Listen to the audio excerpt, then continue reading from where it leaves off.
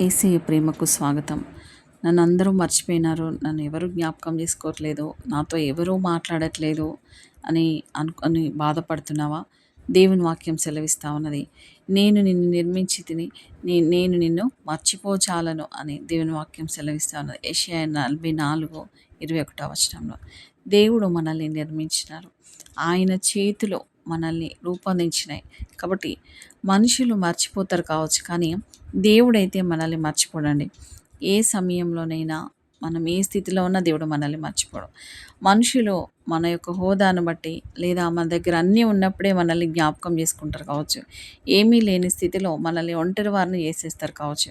కానీ దేవుడు మరి ఏ సమయంలోనైనా అన్నీ ఉన్నప్పుడు దేవుడు నీతోనే ఉంటాడు. ఏమీ లేనప్పుడు కూడా దేవుడు నీతోనే ఉంటాడు. ముఖ్యంగా మానవుల ప్రేమ మనకు కరువైనప్పుడు దేవుని ప్రేమ మన మీద కుమ్మరింపబడుతుందనే విషయాన్ని మనము జ్ఞాపకం ఉంచుకోవాలి.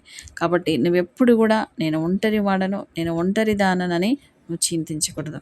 దేవుడు నిన్ను నిర్మించినాడు, ఆయనే నిన్ను కాపాడుతున్నాడు, ఆయన నిన్ను జ్ఞాపకం చేసుకుంటున్నాడు అనేసి నువ్వు విశ్వసించాలి.